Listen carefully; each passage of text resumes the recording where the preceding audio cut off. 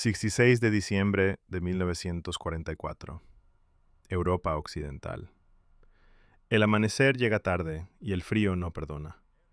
Mientras la nieve bloquea carreteras, radios y previsiones, un general aliado toma una decisión que no figura en ningún plan aprobado. No hay firma, no hay autorización escrita, solo una intuición peligrosa y una ventana de tiempo que se está cerrando. Si se equivoca, será recordado como un insubordinado. Si acierta, nadie lo admitirá en público. Este es el momento en que la inteligencia falla y un comandante decide avanzar de todos modos. You won't find these stories anywhere else. Suscríbete ahora y deja un comentario. ¿La intuición puede pesar más que la inteligencia en plena guerra? El cuartel general estaba en silencio, pero no era un silencio tranquilo. Era un silencio tenso, cargado de espera. Mapas extendidos sobre mesas improvisadas, chinches marcando líneas que parecían definitivas, informes mecanografiados con tinta aún fresca. El invierno de 1944 había llegado antes que las certezas. Los informes de inteligencia coincidían demasiado. El enemigo, decían, estaba agotado. Sus reservas eran mínimas, su capacidad de maniobra limitada. Las palabras se repetían en distintos documentos con una precisión casi sospechosa. Para la mayoría, eso era tranquilizador. Para George S. Patton era una advertencia. Patton no discutía los números, observaba los espacios entre ellos, los tiempos, las ausencias. Había convoyes que no aparecían donde debían, retrasos explicados con frases vagas, sectores donde el tráfico de radio se había apagado sin razón clara. Pequeñas grietas en una imagen que, en teoría, era sólida. En la sala, los oficiales hablaban en voz baja. La palabra clave era coordinación. El Frente Aliado era una maquinaria compleja, sostenida por acuerdos, egos y compromisos políticos.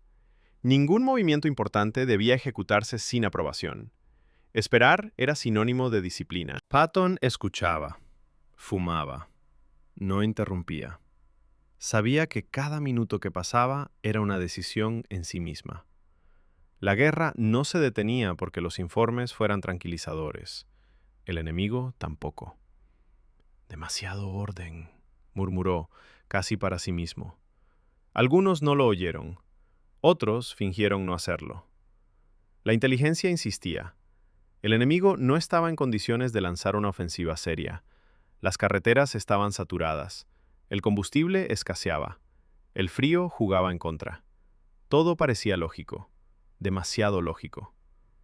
Patton recordaba otros inviernos, otros frentes. Recordaba que cuando un ejército parece inmóvil, a veces está acumulando fuerza. Recordaba que el silencio puede ser preparación. Un oficial joven señaló una discrepancia en un informe logístico alemán. Otro la descartó como un error menor. El mapa no cambió. El plan tampoco.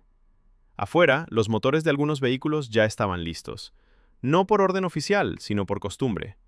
En el ejército de Patton, moverse era el estado natural. Detenerse, una anomalía. En otro punto del frente, los alemanes también observaban. No veían lo que Patton veía. Sus propios informes hablaban de un enemigo predecible, cauteloso, atado a procesos. Esperaban un golpe, pero no allí, no todavía. De vuelta en el cuartel, alguien mencionó que cualquier avance debía esperar confirmación del mando superior. La frase flotó en el aire. Patton levantó la mirada. No estaba en desacuerdo. Simplemente sabía que el tiempo no esperaba confirmaciones. Si esperamos, perdemos la iniciativa. No fue una orden, fue una constatación. El ambiente cambió. No hubo discusiones abiertas. No era necesario. Todos entendían lo que significaba avanzar sin autorización. Significaba arriesgar una carrera, una reputación, quizá algo peor. También significaba aprovechar un momento que no volvería. Patton pidió que se redujeran las transmisiones. Menos radio, menos ruido. Las órdenes comenzaron a circular de forma directa, casi personal. Prepararse, revisar rutas, mantener discreción.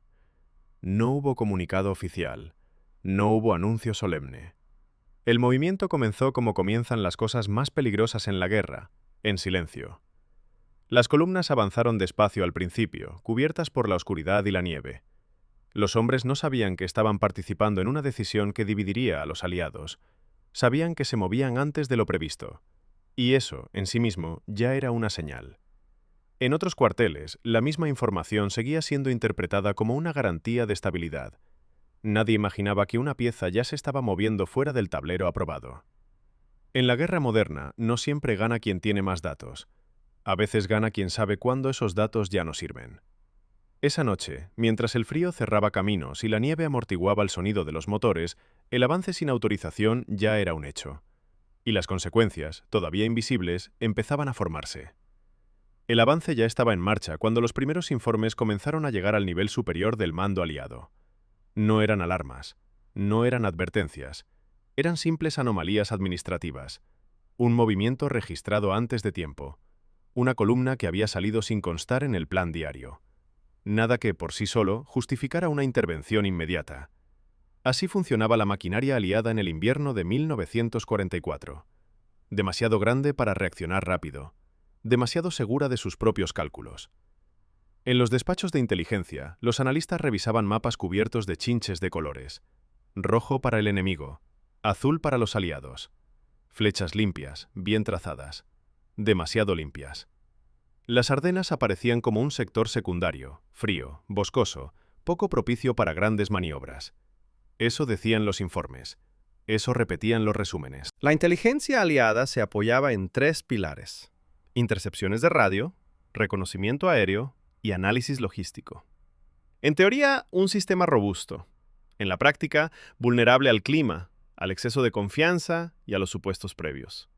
El mal tiempo había limitado los vuelos, la nieve había distorsionado las rutas y las radios alemanas habían aprendido a callar. El silencio no siempre significa debilidad, a veces significa disciplina. Un operador señaló que ciertas unidades alemanas habían reducido su tráfico de radio justo cuando, según los cálculos aliados, deberían estar reorganizándose o retirándose. El dato fue anotado, no escalado, no comparado con otros indicadores. En otro informe, el consumo de combustible alemán no descendía como se esperaba. Las cifras no encajaban con la imagen de un enemigo inmóvil, pero el contexto importaba más que los detalles. Y el contexto decía que Alemania ya no podía permitirse una gran ofensiva.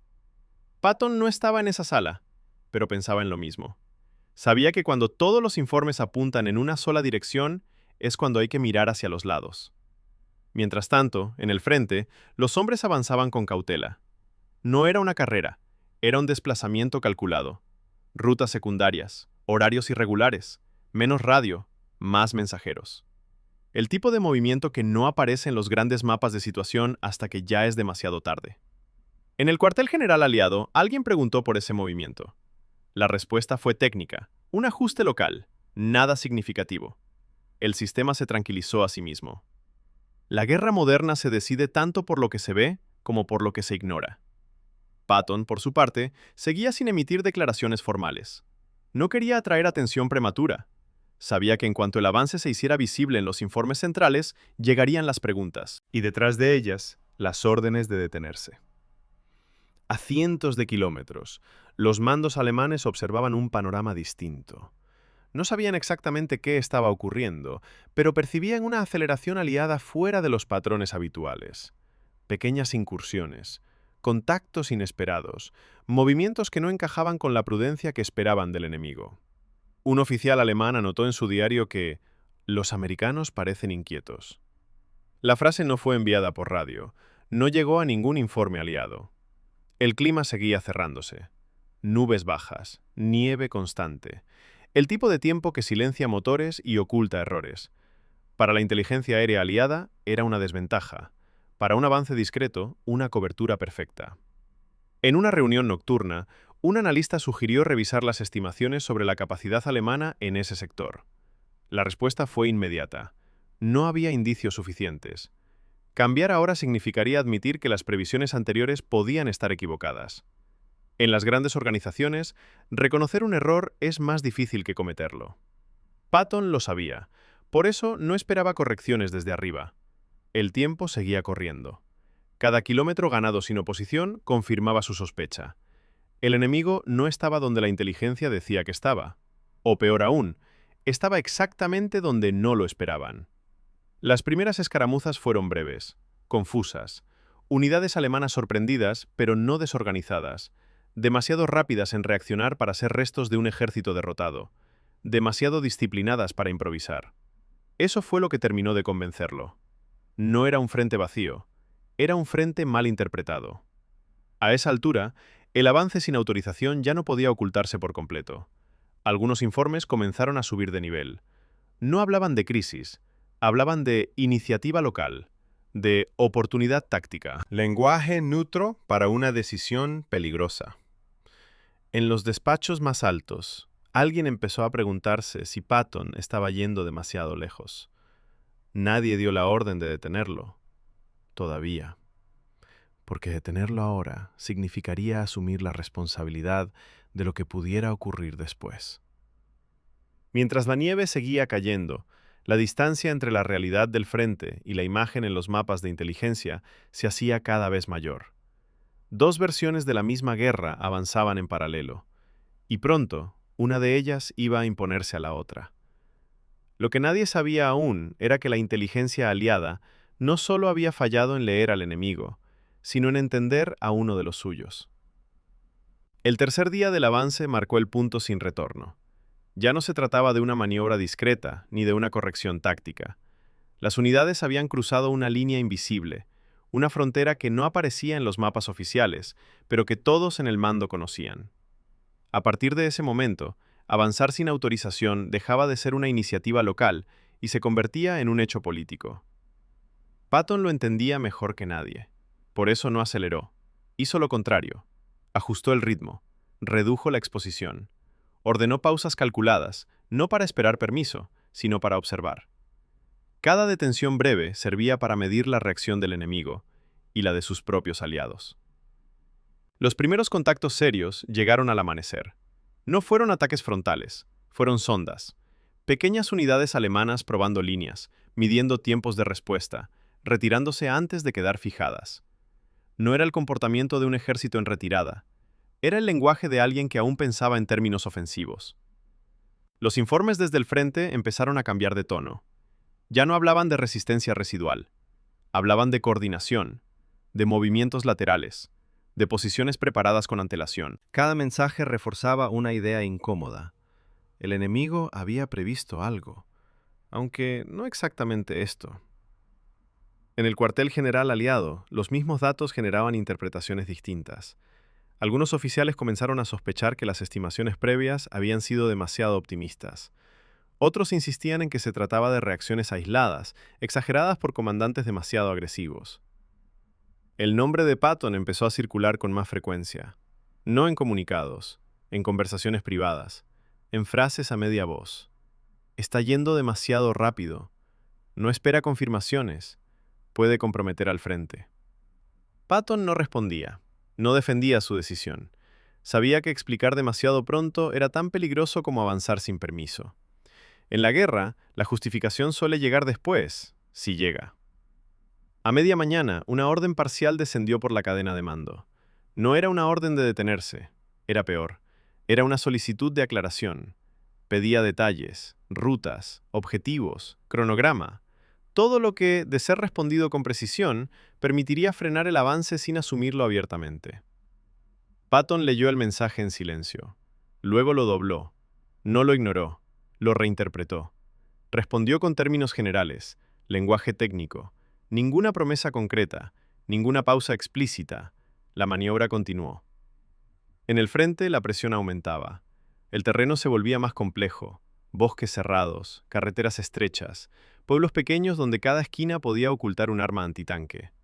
Los hombres avanzaban sabiendo que la cobertura aérea era mínima y que el clima no mejoraría. Sin embargo, la resistencia alemana seguía sin alcanzar la intensidad que la inteligencia aliada había previsto, ni la debilidad que había prometido. Era algo intermedio, peligrosamente intermedio. Un comandante de batallón informó que había capturado prisioneros que hablaban de órdenes recientes, no de improvisación, de concentraciones previstas, de un movimiento mayor que aún no se había revelado. Esa información subió y se diluyó. No encajaba con el relato dominante. Fue archivada como ruido, como confusión típica del combate. Patton, en cambio, la tomó como confirmación. El enemigo no estaba reaccionando al avance, estaba ajustando un plan propio. A última hora del día llegó un mensaje más claro desde arriba. Esta vez el tono era más duro. Recordaba la importancia de la coordinación aliada. Advertía sobre los riesgos de actuar sin consenso. No ordenaba detenerse, pero lo insinuaba. Patton no contestó de inmediato. Caminó entre los vehículos detenidos, habló con oficiales subalternos, observó mapas manchados de barro, escuchó relatos fragmentados del frente. No buscaba aprobación, buscaba coherencia. Y la encontró. No en los despachos, sino en el terreno. Si se detenían ahora, quedarían expuestos. Si retrocedían, confirmarían al enemigo que el avance había sido un error. La única opción segura era seguir adelante. Esa noche el avance continuó, ya no en silencio absoluto, sino con la conciencia de que estaba siendo observado desde ambos lados, por el enemigo y por sus propios aliados. En ese punto, la operación había dejado de ser solo militar, se había convertido en una prueba de voluntad. Y lo que estaba a punto de revelarse no solo pondría en cuestión a la inteligencia aliada, sino la narrativa completa de lo que estaba ocurriendo en ese invierno. El cuarto día comenzó con una revelación que nadie quería escuchar. No llegó desde el frente, llegó desde dentro. Un informe interno, marcado como preliminar, circuló por canales restringidos del mando aliado. No estaba destinado a cambiar planes. Estaba destinado a proteger reputaciones. El documento no negaba los datos anteriores, los reinterpretaba, ajustaba fechas, reordenaba prioridades. Donde antes había debilidad alemana, ahora aparecía la expresión reagrupamiento defensivo. Donde antes se hablaba de falta de combustible, ahora se mencionaban reservas ocultas. No era una corrección, era una narrativa alternativa. Algunos oficiales lo entendieron de inmediato. La inteligencia no solo había fallado, había sido filtrada, simplificada, presentada de forma que encajara con una estrategia decidida semanas antes, cuando el contexto era otro y el invierno aún no había mostrado su verdadero rostro. No se trataba de engaño deliberado al enemigo, era algo más sutil. Era la necesidad de sostener un plan aprobado, aunque la realidad empezara a contradecirlo. En una coalición, cambiar de rumbo implica admitir errores y repartir culpas. Patton no vio el informe completo. No era necesario. Empezó a notar sus efectos. Órdenes ambiguas, mensajes que llegaban tarde, prioridades logísticas reasignadas sin explicación clara. Como si alguien estuviera preparando el terreno para una corrección o para un sacrificio. En el frente, la resistencia alemana se volvió más coherente. Ya no eran sondas aisladas, eran movimientos coordinados, medidos. No buscaban frenar el avance, sino canalizarlo, guiarlo hacia zonas donde el terreno y el clima jugaban en contra. Un comandante informó que las posiciones alemanas parecían preparadas con antelación, no improvisadas, que las rutas de repliegue estaban cubiertas, que alguien había pensado en ese escenario antes de que ocurriera. Esa información subió, y fue suavizada. Evaluación subjetiva. Percepción influida por la presión del combate. Palabras que amortiguan alertas. Ahí se produjo la fractura. Patton entendió que ya no estaba solo frente al enemigo. Estaba avanzando dentro de un espacio político donde su éxito podía resultar incómodo. Si triunfaba demasiado rápido, desmentía meses de planificación. Si fracasaba, confirmaba la narrativa de la imprudencia. Era una ecuación peligrosa. A media tarde llegó el mensaje que lo confirmaba todo. No una orden directa, una recomendación urgente de reevaluar la situación y considerar una pausa operativa hasta recibir nuevas directrices conjuntas. El lenguaje era cuidadoso, el significado claro. Detente o asume las consecuencias. Patton leyó el mensaje 2 veces. Luego levantó la vista. El sonido lejano de la artillería seguía marcando el tiempo real de la guerra, no el tiempo administrativo. Si se detenía, el enemigo ganaría espacio. Si continuaba, quedaría expuesto. Pero ahora sabía algo más. Sabía que la inteligencia que debía guiar a todos estaba siendo ajustada para proteger a algunos. No era solo una guerra contra el enemigo, era una guerra contra la comodidad de los planes. Decidió seguir, pero cambió el enfoque. Menos profundidad, más flexibilidad. Prepararse no solo para avanzar, sino para reaccionar a una traición silenciosa, la de los datos que llegan tarde o incompletos. En los despachos aliados, la tensión creció. Algunos empezaron a hablar de exceso de iniciativa, otros de riesgo innecesario. Nadie hablaba aún de responsabilidad. El primer gran giro ya era evidente para quien quisiera verlo. El fallo no estaba solo en la lectura del enemigo, sino en la voluntad de corregir esa lectura a tiempo. Y mientras el avance continuaba bajo la nieve, una pregunta empezó a recorrer el mando aliado en voz baja. ¿Y si Patton tiene razón, y nosotros no queremos admitirlo? El quinto día amaneció con una sensación distinta. No era miedo, era conciencia. La conciencia de que el margen de maniobra se estaba cerrando desde dos direcciones al mismo tiempo. Desde delante, el enemigo. Desde atrás, el propio mando aliado. La noche anterior había dejado huellas claras. Contactos más firmes, artillería alemana ajustando fuego con rapidez, unidades que se retiraban con orden, no por pánico, sino para ganar espacio. No era colapso, era cálculo. Los comandantes de primera línea empezaron a enviar mensajes más directos. Ya no pedían confirmación, pedían claridad. Querían saber si debían prepararse para sostener el terreno o para retroceder. Nadie quería quedar atrapado entre dos narrativas opuestas. Desde el cuartel general aliado, la respuesta seguía siendo ambigua.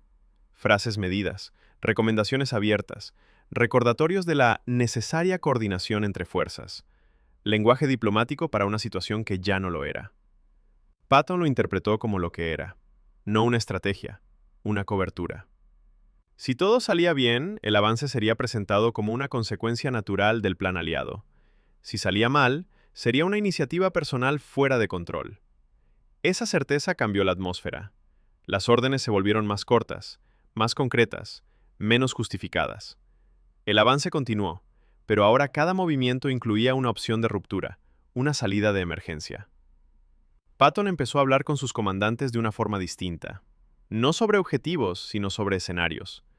¿Qué hacer si el suministro se corta? ¿Qué hacer si llega una orden directa de detenerse? ¿Qué hacer si el enemigo lanza un contraataque mayor de lo esperado? Era preparación para el aislamiento. En paralelo, las fricciones entre aliados se hicieron visibles. Unidades de apoyo comenzaron a retrasarse. Prioridades logísticas fueron reasignadas temporalmente. Nada explícito, nada que pudiera ser señalado como sabotaje, pero suficiente para ralentizar. Patton lo notó de inmediato. El combustible llegaba con menos margen, la munición con más papeleo. Detalles pequeños que, en conjunto, podían detener un avance sin dar la orden de hacerlo. En una comunicación privada, uno de sus oficiales fue directo. «General, parece que nos están dejando avanzar, pero sin red». Patton no respondió de inmediato. «Entonces avancemos sabiendo eso». En el frente, el enemigo también ajustaba. Las posiciones alemanas comenzaron a endurecerse en puntos clave. No buscaban una gran batalla decisiva, buscaban desgaste. Forzar a los aliados a mostrar hasta dónde estaban dispuestos a llegar sin respaldo pleno. Era una prueba mutua, voluntad contra voluntad. Un informe capturado hablaba de órdenes recientes desde niveles superiores alemanes. No detallaba objetivos, pero dejaba claro que el mando enemigo había detectado una oportunidad. Un avance aliado rápido, pero políticamente frágil. Esa información llegó a Patton antes que a otros. No porque la inteligencia funcionara mejor, sino porque estaba más dispuesto a escucharla sin filtros. Comprendió entonces el verdadero riesgo. No era solo ser detenido por sus propios aliados. Era quedar fijado en una posición incómoda mientras otros decidían si valía la pena apoyarlo o dejar que la situación se resolviera sola. En la guerra de coalición, a veces el silencio del aliado pesa más que el fuego enemigo. A media tarde, llegó el mensaje más claro hasta ese momento. Esta vez no era una recomendación, era una advertencia formal. El tono era correcto, el contenido inequívoco. Se recordaba que cualquier acción que comprometiera la cohesión aliada tendría consecuencias personales. No se mencionaba su nombre, no hacía falta. Patton cerró el mensaje y lo guardó. No lo compartió. No discutió. Sabía que a partir de ese punto, cada kilómetro ganado sería observado no solo con atención, sino con cálculo político. Sin embargo, detenerse ahora sería peor. El enemigo lo percibiría como debilidad, sus propios hombres lo interpretarían como duda, y los despachos, como confirmación de que habían tenido razón en desconfiar. Era una trampa sin salida cómoda. Esa noche, el avance continuó bajo una tensión distinta. Los motores sonaban más altos, las decisiones eran más rápidas, cada cruce de camino podía ser el último antes de una orden definitiva. Nadie lo decía en voz alta, pero todos lo sabían. Si algo salía mal en las próximas horas, no habría marcha atrás, no habría consenso, solo responsables. El quinto día cerró con una certeza inquietante. La operación ya no se medía solo en terreno ganado, sino en lealtades puestas a prueba. Y mientras el enemigo preparaba su siguiente movimiento, el mando aliado se enfrentaba a una decisión aún más difícil: respaldar el avance o permitir que se convirtiera en un ejemplo. El sexto día fue el más silencioso. No porque el combate hubiera disminuido, sino porque todos habían aprendido a hablar menos. Las decisiones ya no se anunciaban, se ejecutaban. El avance continuaba, pero ahora cada kilómetro se pagaba con tensión acumulada. La logística empezó a mostrar grietas visibles, no fallos totales, retrasos, convoyes que llegaban horas más tarde de lo previsto, combustible racionado con mayor cuidado, munición entregada con instrucciones estrictas. Nada dramático por separado, todo peligroso en conjunto. Patton observó los informes sin levantar la vista.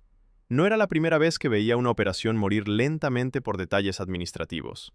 Sabía reconocer la diferencia entre el caos del combate y la fricción deliberada.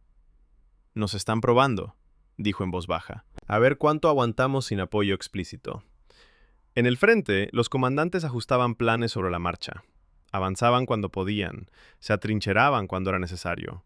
No esperaban refuerzos inmediatos. Asumían que tendrían que resolverlo con lo que tenían. El enemigo percibió el cambio. Las unidades alemanas comenzaron a presionar en puntos concretos.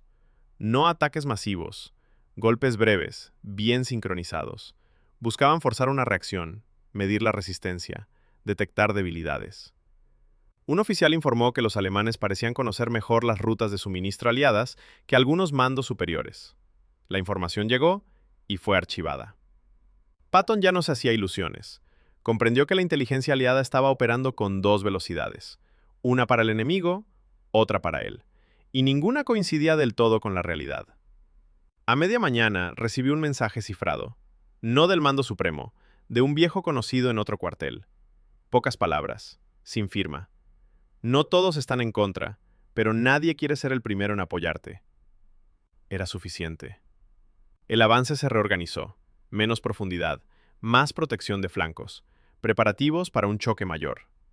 Patton sabía que el enemigo, tarde o temprano, intentaría algo decisivo, y sabía que, si ocurría, no habría margen para pedir permiso. Los hombres también lo sentían. El cansancio era visible, no solo físico, mental. Sabían que estaban avanzando en un espacio donde la victoria podía convertirse en un problema y el fracaso en una sentencia. Un sargento comentó, casi en broma, que era más fácil enfrentarse al enemigo que entender a los propios aliados. Nadie se rió. Esa tarde, un contraataque alemán golpeó una posición avanzada. Fue breve, intenso, bien dirigido. No logró romper la línea, pero dejó claro el mensaje. El enemigo aún tenía dientes. Patton observó el mapa actualizado. Las flechas se acercaban peligrosamente. El tiempo se agotaba, no solo para el enemigo. «Si van a hacerlo», dijo, «será pronto». En los despachos aliados, la presión aumentaba. Algunos empezaron a hablar abiertamente de intervenir, otros de dejar que la situación se definiera sola. Nadie quería cargar con la decisión. Esa indecisión era, en sí misma, una decisión. Patton lo entendió, y también entendió que el siguiente movimiento no sería suyo. El sexto día terminó sin resolución clara, pero con una certeza compartida por ambos bandos. El enfrentamiento real aún no había ocurrido. Y cuando llegara, ya no habría espacio para interpretaciones ni informes ajustados, solo hechos. El séptimo día llegó con una claridad brutal, no por nueva información, sino por la ausencia de ella. Durante horas no llegó ninguna orden desde arriba, ninguna corrección, ninguna advertencia adicional. El silencio dejó de ser ambigüedad y se convirtió en señal. Patton lo entendió antes que nadie. No lo estaban deteniendo, porque ya no era necesario. El avance había cumplido su función. Fue entonces cuando las piezas encajaron. El movimiento sin autorización, criticado en privado y tolerado en público, había servido para algo más grande. Mientras todas las miradas, aliadas y enemigas, se centraban en su empuje, otros sectores del frente habían sido reorganizados con rapidez. Reservas redistribuidas, flancos reforzados, decisiones tomadas lejos del ruido. Él había sido la distracción. No una distracción improvisada, sino una oportunidad aprovechada. Su avance había obligado al enemigo a mostrar cartas, a mover unidades, a revelar intenciones. Y mientras eso ocurría, el mando aliado ajustaba su verdadero plan, uno que nunca había sido anunciado, y que ahora estaba listo. En ese momento se produjo el segundo gran giro. No Patton contra el sistema sistema usando a Patton. Algunos oficiales lo sospechaban, otros lo negaban. Nadie lo decía en voz alta, pero la lógica era implacable. Si el avance triunfaba, demostraría que el enemigo estaba más débil de lo previsto. Si fracasaba, el coste político sería asumible. La narrativa ya estaba preparada. Un mensaje cifrado confirmó lo que Patton ya intuía. No provenía del mando supremo, sino de un canal lateral, cuidadosamente redactado. Hablaba de reajustes estratégicos exitosos y de movimientos exploratorios que habían cumplido su propósito. Exploratorios. No mencionaba nombres, no reconocía riesgos, no agradecía decisiones difíciles, solo registraba resultados. Patton leyó el mensaje sin expresión. No era traición, era cálculo. En una guerra de coalición, nadie quiere ser el que arriesga, pero todos quieren beneficiarse del riesgo ajeno. El enemigo, por su parte, reaccionó tarde. El contraataque que había estado preparando llegó cuando el tablero ya había cambiado. Golpeó con fuerza, pero en el lugar equivocado. Lo que buscaba aislar a Patton terminó debilitando otras posiciones críticas. La maniobra aliada, silenciosa y paralela, comenzó a dar frutos. El enemigo se vio forzado a retroceder en sectores donde no lo esperaba. La iniciativa, por fin, cambió de manos. Desde los despachos comenzaron a llegar mensajes de tono distinto. Ya no advertencias. Felicitaciones indirectas. Reconocimientos vagos. La historia empezaba a reescribirse en tiempo real. Patton no respondió. No buscaba aplausos, tampoco explicaciones. Sabía que el precio ya estaba pagado. Sus hombres habían avanzado bajo presión doble, sin respaldo explícito, sin garantías. Habían sido el filo expuesto de una estrategia que otros terminarían de cerrar. La operación fue declarada un éxito. No por lo que él había hecho, sino por lo que había permitido que otros hicieran. Y mientras el enemigo se replegaba, una pregunta incómoda quedó flotando en el aire aliado. ¿Quién había ganado realmente este día? ¿Y quién había quedado marcado por él? El octavo día no trajo celebraciones, trajo balances, informes finales, lenguaje cuidadosamente elegido para cerrar un episodio que nadie quería reabrir demasiado. En los comunicados oficiales, el avance apareció enterrado dentro de una secuencia lógica de movimientos aliados, sin énfasis, sin nombres propios, como si siempre hubiera sido así. En los despachos, los mapas se actualizaron, las flechas cambiaron de color, las fechas se ajustaron, la narrativa quedó sellada. Para el enemigo, el golpe había sido real, no decisivo, pero sí revelador. Había mostrado debilidades, había forzado movimientos prematuros, había acelerado un desgaste que ya no podía revertirse. El repliegue alemán se ordenó con disciplina y con resignación. Para el mando aliado, el resultado fue útil, no perfecto, útil. Había ganado tiempo, había permitido redistribuir fuerzas, había validado un reajuste estratégico que, de otro modo, habría sido más costoso. Y para Patton fue algo distinto. No hubo reprimenda formal, tampoco elogio público. Su nombre apareció en notas internas, en frases como iniciativa decisiva o presión operativa efectiva. Nunca como autor, nunca como responsable único.